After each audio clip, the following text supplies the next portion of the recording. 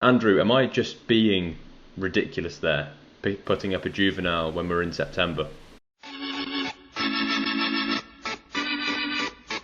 Hello and welcome along to the Let's Talk Racing YouTube channel, and we can confirm Andrew Blair White will be over in English soil. Hashtag announce Andrew, it's happening.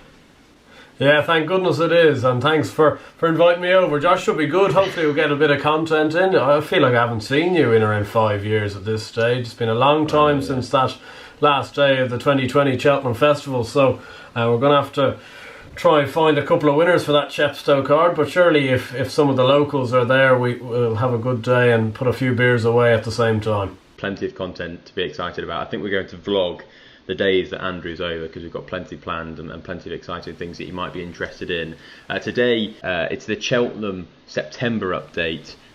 It's been a while since we made one of these videos, and I think since the last video compared to this one, a lot more has happened compared to the others, and different novices and trainers have had their say on the exciting horses in the yard. Andrew, is there anything that a trainer's said in the past couple of days or weeks that you've been particularly excited about? I know Nicky Henderson said that Shishkin is growing bigger than Altior. Yeah, well, that was obviously very interesting to see, and obviously Shishkin, you'd have to think, I'm probably in his camp for the champion chase ahead of some of Mullins' inmates, so it'd be interesting to see how he goes. I think it's been, obviously it's a bit of a taboo subject to some, the Gordon Elliott saga, but it's just, for me, I think it's good to see him back and backing, putting winners away, and probably more so just the horses themselves. At Navan on Saturday, him having maiden hurdle winners with Chemical Energy and We Seek Him here, there's just a feeling of winter about it. Good horses winning maiden hurdles well, and especially at this time of the year, you can get some tasty kind of 6-4, 7-4 prices about horses that probably should be 4-7. So that's kind of nice stuff. And even the Listowel Harvest Festival now, we've got the Kerry National tomorrow while we record this. That's the sort of racing that I just froth. So I'm really looking forward to having more and more of that, and maybe less and less of the 6 furlong handicaps. I do echo your thoughts about the maiden hurdles, because there's always seems to be that one hot pot in every single one at the moment, and they're all having their debut. How do they get on? And a lot of them have been quite impressive. We're going to talk actually about novice hurdlers, and maybe a novice hurdler that slipped under the radar. Do you have one that you think hasn't got enough exposure as the rest? I've got one that's probably got no exposure, and probably by the time this video is up, or the time that many people are watching this video, will either look like a saint or not, because he's down to run at Listowel tomorrow. Is this a tip? Well, I think it is a tip for tomorrow as well. I think it's a horse called Gordon Die, trained by Willie Burke. Look, he mightn't win tomorrow. It's his first start over hurdles, but you look at his bumper form last year. He won a bumper at Galway back in October, beating Shakespeare's Word. He's not a bad animal, but more importantly, he went to then a winner's bumper at Punchestown and was second behind Dysart Dynamo. Now, he was beaten 9 lengths, so fair enough, but I think Dysart Dynamo could well progress into a Grade 1 animal this year, and based off that form, this horse could well take high enough rank in handicaps. I think because he's trained by Willie Burke, there's just no enthusiasm about him whatsoever. No, I've heard nobody talk about him. He's 7-2, third fav in the market tomorrow, and yet his bumper form would indicate he should certainly be shorter than that. So he mightn't win tomorrow, because sometimes these horses do need time and do need maybe a go or two over hurdles to progress. But Paul Townend's booked, which I think is a vote of good confidence, and it wouldn't surprise me at all if this horse actually takes high enough rank and maybe falls into that kind of, I suppose, I always think of Gavin Cromwell, of having those kind of decent horses, that Gabby-Nacco type horse that maybe runs and comes 3rd or 4th in the Lawlers and Ace and can run in big handicaps come the end of the season. So Gordon Die certainly one to keep in the notebook. If I can somehow get this video out before racing tomorrow, he's not going to be 7-2 after that. The novice hurdler that I think is look, he's in the Ante-Post markets for the Supreme Novices Hurdle, so he's not been completely overlooked. But Arctic Warrior, obviously we had no racing between March and May last year, which meant that lots of bumper horses didn't run. So trainers would usually run their novice hurdlers during those months in a bumper, so then they've got a bit more information about them to go into the season with. That didn't happen in 2020, and it meant that a lot of trainers had a heck of a lot of bumper horses last year, and a lot of them just kept them for another year and waited to go novice hurdling. And I think because of this, the depth in the novice hurdling division is so strong. Like, you've got the likes of Sir Gerhard, Dark Raven, Dysart Dynamo, who you mentioned, Kilcrook, Classic Getaway, Grange Clare West, Journey with Me, that Jerry Colombe, and that's just the Irish. And you've got, you know, John Bon, I Am Maximus, Nappers Hill over here. So there's a real depth of quality and talent already emerging in the novice hurdling ranks, and I think that some horses might get lost in there and might not be grade 1 level, but might finish behind them, that could end up being well handicapped because they're never close to those real top notches.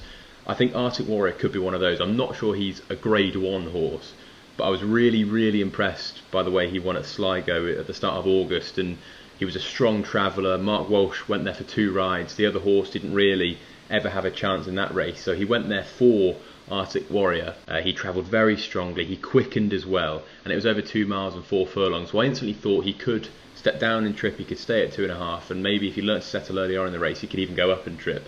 There are plenty of options for this horse. I'm just thinking he could be one for a Spring Festival handicap down the line. I'm not saying he's a grade 1 winner, but keep him in mind, and I do think that he could easily finish 4th or 5th behind these real top grade 1 bumper horses of last year, like in the Royal Bonds, and go into like a Cheltenham Festival, a Punchestown, even an Aintree, under the radar and well handicapped. So Arctic Warrior is definitely a novice to keep on the right side of. Another talking point, and a horse that's I've never been able to get other than his novice hurdling season, and that's Classical Dream. He won the Supreme in 2019, looked a world beater, but then never got going after that. 3rd in the Morgiana, then he was like over jumping, and it just didn't happen for him. He came back after 487 days, and he ran over 3 miles at Punchestown and bolted in. Now, we're not 100% sure if he's going to go chasing. What do you make of Classical Dream, Andrew? And do you think they should go chasing, or do you think they should stick hurdling? I think they should stick hurdling, and I think they will stick hurdling personally, with them, considering you have the likes of your Galopin des Champs from that stable that realistically you'd think are going to go 3 mile novice chasing.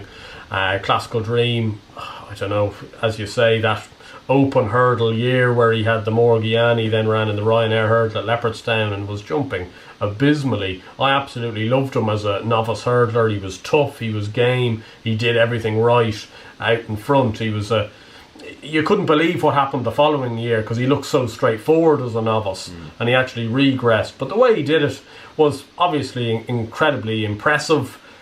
The form of that race at face value, I'm not so sure. A fair few of them had plenty hard enough years. I know, obviously, coming back off such a big absence is a miracle achievement in itself, but he's certainly a horse that I'd want to see prove it again. He should stay in the Stayers Hurdle division personally, because I think it's a weak division. You look at last year's Stayers Hurdle, I didn't think it was that good a race. I think it's open to horses that, you know, potentially are unexposed. Time Hill, for all my money, would have won the Stayers Hurdle if he'd ran in it at Cheltenham. He then did win at Aintree. He's got a great chance. I'm trying to scrap together a case and a campaign for Paul Nolan to send latest exhibition back over hurdles, because I look at the gap between the Stayers Hurdle and the Gold Cup. And the Gold Cup, you've got 5 or 6 serious contenders, and the Stayers Hurdle, you've 2 or 3 measly contenders. So I think it's all up in the air, but I certainly would like to see it again from Classical Dream before believing it. From a selfish point of view, I completely agree. I love Galopin des Champs for the Brown Advisor, and I do fear that if they do go chasing with Classical Dream, maybe they might, for some whatever reason, keep Galopin des Champs over hurdles for a season. I get the impression, and I've kind of heard this, that prior to Punchestown, the view was always to go chasing after.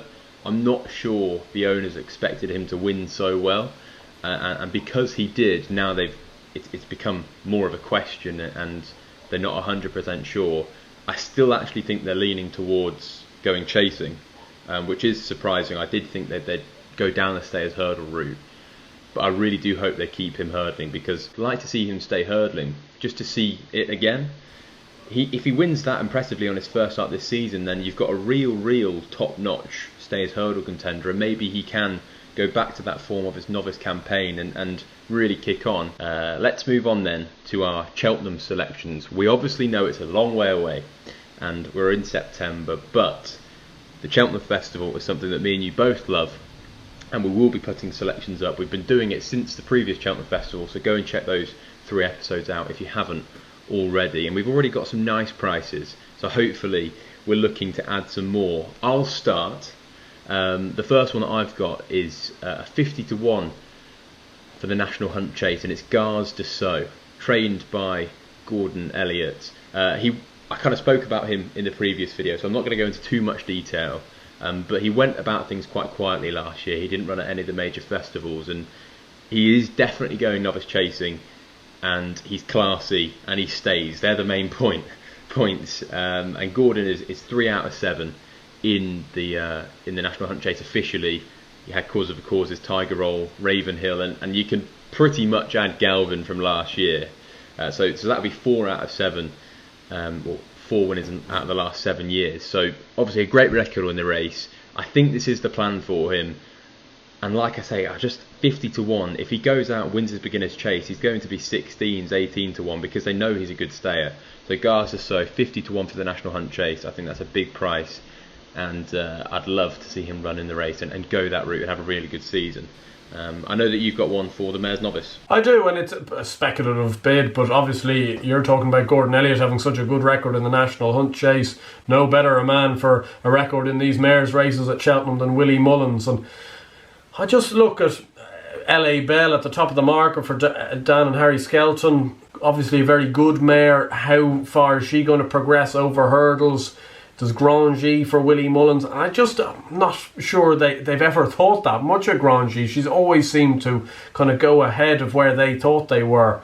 As for one that we didn't see again at any of the spring festivals, but was obviously well regarded, was Brandy Love. And I'd maybe give her a chance. She's 25 to 1, the majority of bookmakers are paying for her at the moment. She won her bumper really impressively, having won a point-to-point, and then she came third in that mare's bumper behind Grangy at Leopardstown, the Grade 2 mare's bumper. But she was 5 to 4 that day, so she was well regarded to go and potentially win that race, and there was talk at the time that she might go on and run at the champion bumper. Grangy obviously has backed that up with some decent efforts, and Party Central was in second, who made her hurdling debut the other day at Listowel and was a Grade 3 winner last year as well. So the form all looks very good. I think Brandy Love is a little bit unexposed. Obviously at 25 to 1, that's a big enough price to be taking that chance.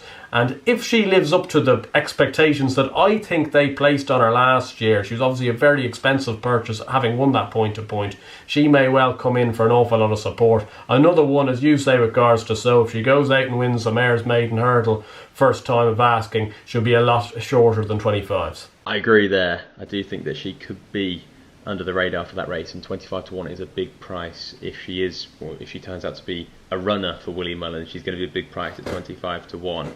One that I've got for the Triumph, and you might think I'm absolutely bonkers picking a horse for the Triumph. We're in September, but I'm just going to put it out there. It's a bit of a punt. It wouldn't be one of my strongest fancies, but I think you pronounce it Ben Ord for Joseph O'Brien, rated 102 on the flat, staying flat horse, clearly very classy, and was interestingly brought by JP McManus before running 4th in the Queen's Vase at Royal Ascot. A gelding, so no stallion appeal down the line. We know that he's going to have a long racing career, and I get the impression that he's not a million miles away from Sir Eric. Obviously Sir Eric finished a few lengths behind Stradivarius, and that was brilliant form going into that. But he was only rated 109 at the end of that season. Ben Ord's rated 102, and he could still run multiple times between now and the end of the season. And because he's a gelding and because he's owned by JP McManus, I get the impression that he will go juvenile hurdling. And I just think 25 to 1, I'm willing to take the chance. I'm pretty confident he will go hurdling. And if he does, I think he could make up into a really smart juvenile hurdler. So 25 to 1 for the Triumph is one. Andrew, am I just being ridiculous there, putting up a juvenile when we're in September? Well, you are slightly losing the plot, I would admit, but yeah, I can see the angle behind it. As you say, I'd be very shocked if he didn't go hurdling. I suppose some of them show great aptitude for it, some of them show no aptitude for it. So I'll be keeping the fingers crossed from your perspective that he can rock up. And you'd probably know after 3 hurdles of his first maiden hurdle effort whether you're onto a decent winning ticket at 25s or you're onto an absolute bunny. So I'd be keeping the powder dry myself in the Triumph hurdle market. But you've been banging on about this horse on Twitter the last few days. If I typed in Benno, it would be coming up every second tweet on your Twitter. So you obviously like him a lot, so best of luck with it. We do hope you've enjoyed this video. We're now fully back into the swing of things. Andrew's cricket season is finished, so you've got more free evenings, and imagine with you doing the round on the podcast on YouTube, that those 3 evenings won't last for very long. So take it in, mate. Yeah, no. I was thinking this, that I had actually a summer without podcasts, but the people that will remember me from March and April time, there wasn't a video you could find on YouTube bar upping the ante that I wasn't on. So I won't go back to those extremes, but I'm sure I'll find my way onto a few other channels. Hope you enjoyed this video. Subscribe to the channel if you haven't already, and please give this video a like. We look forward to reading the comments as well. See you soon, and we'll roll on another month for the Cheltenham Festival.